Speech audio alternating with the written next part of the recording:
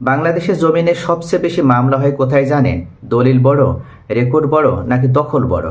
যার জমি তার দখলে নেই, আবার যার দখলে আছে তার নামে রেকর্ড নেই। আবার দলিল থাকলেও সঠিক প্রমাণের ভিত্তিতে কিন্তু দলিলটা তৈরি করা হয়নি। এই যে দ্বন্দ্ব, এই দ্বন্দ্বে জমির জটিলতা বাড়ছে প্রতিদিন। আজ আমরা জানবো যে কাকে প্রকৃত অর্থে মালিকানা ধরা হবে, আইনের চোখে কোন দলিল অথবা রেকর্ড কতটা গুরুত্বপূর্ণ, শুধু দখল থাকলেই কি মালিক হওয়া যায়, এই বিষয়ে বিস্তারিত আইনের রেফারেন্স সহকারে আমরা বাস্তবতার ভিত্তিতে একেবারে উদাহরণ সহকারে জানব। প্রথমে আমরা দলিল সম্পর্কে জানব। দলিল হচ্ছে জমি হস্তান্তরের একটি প্রমাণপত্র। এটি তৈরি হয় রেজিস্ট্রেশন আইন 1908-এর অধীনে। রেজিস্ট্রেশন আইনের এই 1908-এ যে ধারাগুলো দেওয়া হয় তার 17 ধারাতে বলা আছে যে কোনো স্থাবর সম্পত্তি, সেটা জমি হতে পারে, ঘর হতে পারে, 100 টাকার বেশি যদি দামে কারো কাছে হস্তান্তর হয় সেক্ষেত্রে সেটা রেজিস্টার করতে হবে বা নিবন্ধন করতে হবে। দলিলে যে যে বিষয়গুলো অবশ্যই থাকতে হবে তার ভিতরে জমির বিবরণ থাকবে, দাগ নাম্বার দেওয়া থাকবে, মৌজা, খতিয়ান, এই বিষয়গুলো অবশ্যই দলিলে উল্লেখ থাকতে হবে।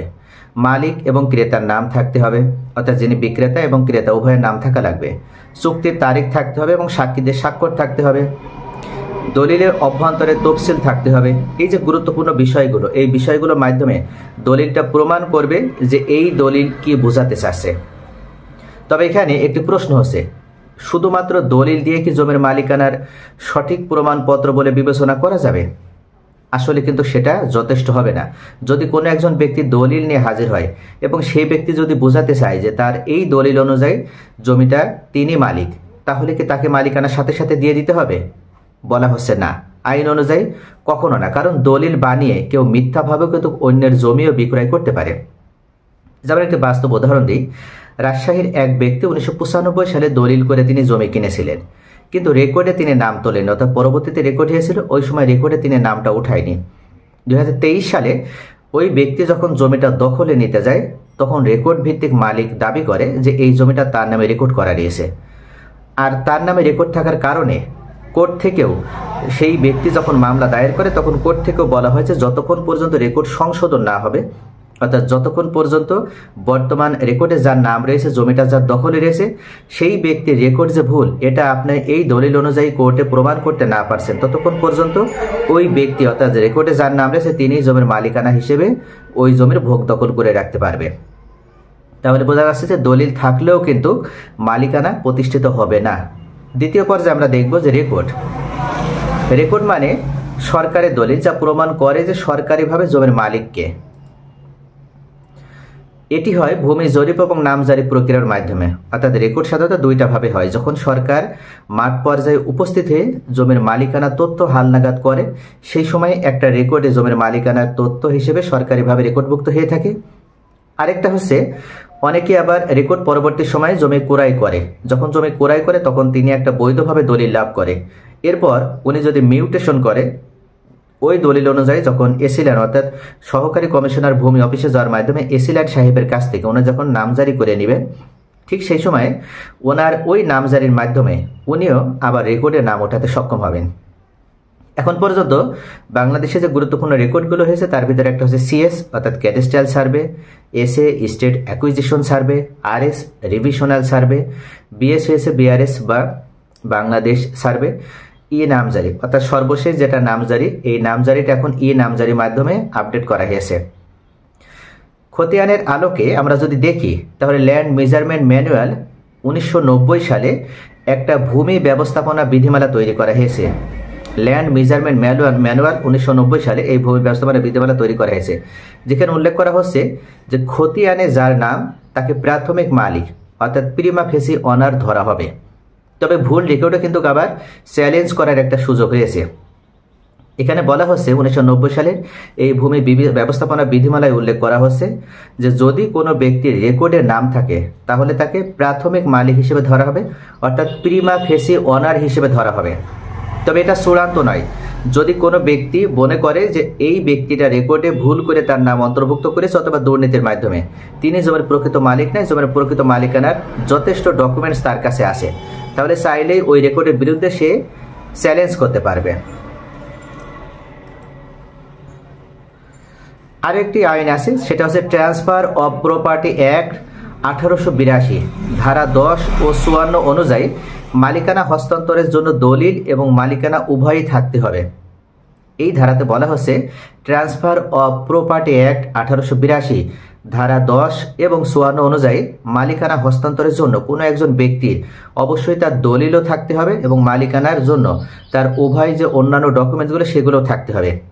এখানে বোঝানো হচ্ছে শুধুমাত্র একজন ব্যক্তি দলিল নিয়ে যদি হাজির হয়ে বলে যে তিনি এই জমির মালিক, তাহলে দেখতে হবে যে তার এই দলিলটা তৈরি হয়েছে কোন সময়, অর্থাৎ ওই এলাকায় সর্বশেষ যে রেকর্ডটা হয়েছে সর্বশেষ রেকর্ডের পূর্বে যদি ওই দলিলটা হয়ে থাকে, তাহলে ওই ব্যক্তির দলিলটা কখনো ওই রেকর্ডে তার নাম অন্তর্ভুক্ত করে নেওয়ার ব্যর্থতার কারণে ওই দলিলটা গ্রহণযোগ্যতা হারাবে এবং বর্তমানে তিনি ওই দলিল অনুযায়ী মালিকানা দাবি করতে পারবেন বা জমিটা হস্তান্তর করতে পারবে না।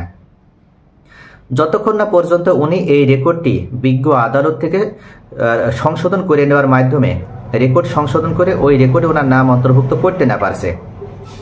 আবার দেখতে হবে যদি রেকর্ডের পরবর্তীতে দলিল হয়ে থাকে, তাহলে সর্বশেষ রেকর্ডে যে ব্যক্তি মালিক যদি তাদের কাছ থেকে উনি ক্রয়কৃতভাবে ওই দলিল অনুযায়ী জমির মালিকানা দাবি করে, সেক্ষেত্রে উনি ওই জমির মালিকানা লাভ করতে পারবে এবং একইভাবে জমিটা উনি হস্তান্তর করতে পারবে।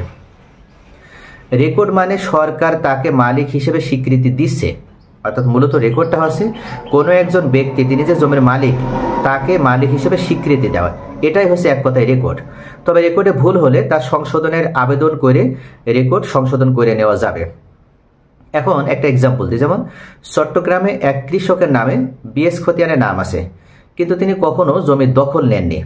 হঠাৎ একদিন আদালতে দাবি ওঠে তিনি প্রকৃত মালিক নন, বরং নাম ভুলে তার নাম উঠে গেছে, অর্থাৎ আদালতে এক ব্যক্তি মামলা দায়ের করেছে তিনি প্রকৃত মালিক নয়, ভুলে তার নাম রেকর্ডে উঠে গেছে। এখন দলিল এবং দখলের ভিত্তিতে আদালত রেকর্ড সংশোধন করে যাদের নামে দলিল রয়েছে তাদের নামে আবার মালিকানা প্রদান করলো বা রেকর্ড সংশোধন করে তাদের নামে মালিকানা হস্তান্তর করলো। তাহলে রেকর্ড কিন্তু চূড়ান্ত মালিকানা নয়, রেকর্ড থাকা মানে প্রাথমিকভাবে অর্থাৎ প্রিমা ফেসি অনার হিসেবে তাকে বিবেচনা করতে হবে।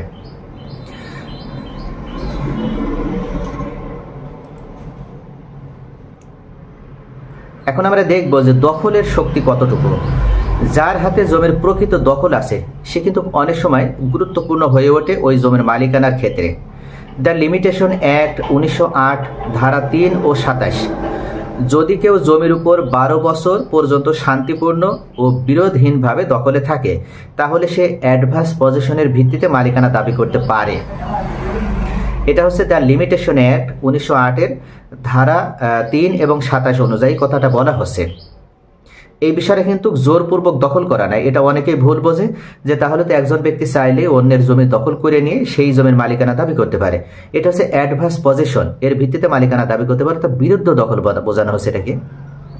সিপিসি অর্ডার 39 রুল 1 থেকে 2, দখলদারের বিরুদ্ধে উচ্ছেদ চাইলে তাকে আদালতের অনুমতি নিতে হয়।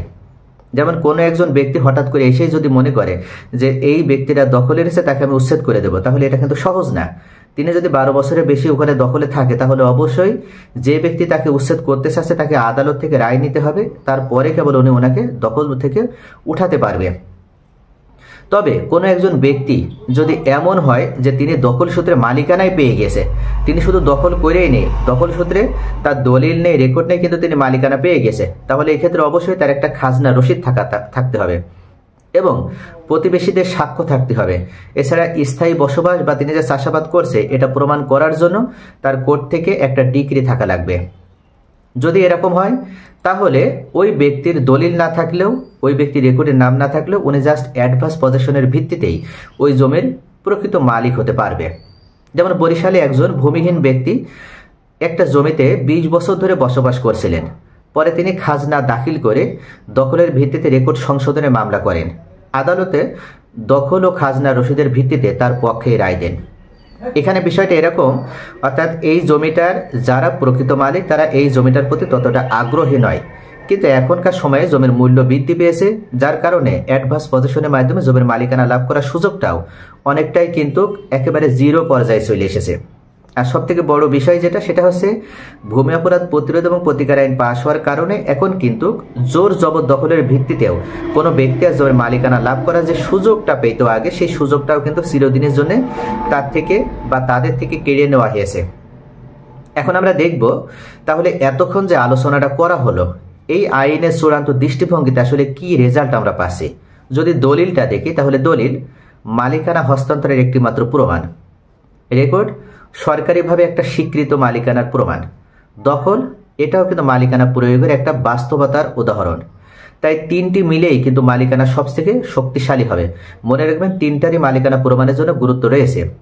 বাংলাদেশ সুপ্রিম কোর্টের একটা রায় কলিমুদ্দিন ভার্সেস স্টেট মামলায় বলা হয়েছে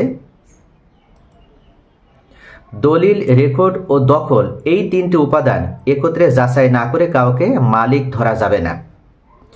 অর্থাৎ কলিমুদ্দিন ভার্সেস স্টেট 2011 এই মামলায় বলা হয়েছে যে দলিল, রেকর্ড ও দখল এই তিনটি উপাদান একত্রে যাচাই না করে কাউকে মালিক ধরা যাবে না।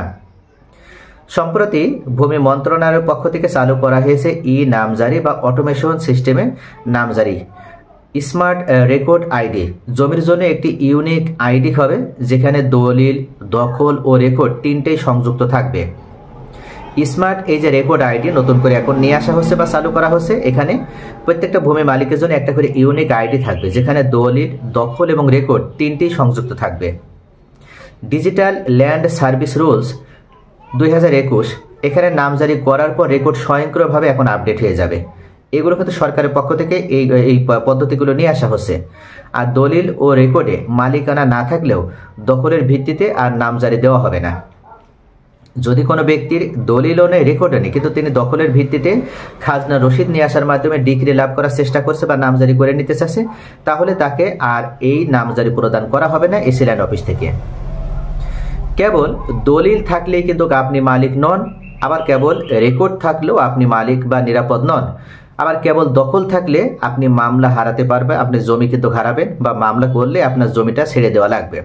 তাহলে মূল বিষয় হচ্ছে যদি আপনার হাতে একটি দলিল থাকে, রেকর্ডের নাম থাকে এবং জমি আপনার দখলে থাকে, তাহলে আপনি আইনের চোখে একজন প্রকৃত মালিক। তাহলে প্রিয় ভিউয়ার্স, আশা করি বুঝতে পারছেন যে বাস্তবতার দিক থেকে আমরা যদি দেখি দলিল একটা মালিকানার প্রমাণপত্র, রেকর্ডও মালিকানার একটা প্রমাণ, কিন্তু দখল বর্তমান সময়ে এসে তার মালিকানার একেবারে গুরুত্ব হারিয়ে ফেলেছে। তবে অ্যাডভান্স পজিশনের মাধ্যমে দখল অনুযায়ী জমির মালিকানা লাভ করার সুযোগ এখনও রয়েছে।